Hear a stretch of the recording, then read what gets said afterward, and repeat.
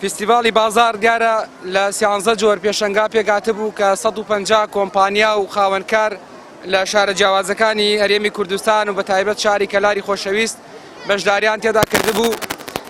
لەناو ئەو 13 جۆر پێشەنگادا پێشەنگاکانی براندی کارگە و کۆمپانیاکان هەروەها بەرهەمی خۆماڵی، بابەتی هەنگەوانی، کاری دەستی خانمان، جلوبەرگ و ئێکسسوارات و بۆن بوونیان هەبوو و هەروەها کاری دەستی خانمان پانتایەکی گەورەی لە پێشەنگاکاندا هەبوو لەگەڵ پێشەنگای کتێب.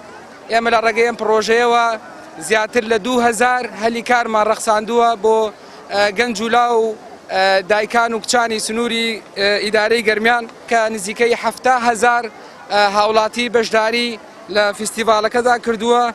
خۆشبەختانە بەشێک لە کۆمپانیاکان بە بەهای 60 ملیۆن دینار کاڵا و شمەکیان بەبێ بەرامبەر بەسەر هاوڵاتیانی بەشداربووی فێستیڤاڵدا دابەش کردووە و بە بەهای نزیکەی 1 ملیار دینار کاڵا و شمەک لە چەند ڕۆژی ڕابردووی فێستیڤاڵدا فرۆشراوە.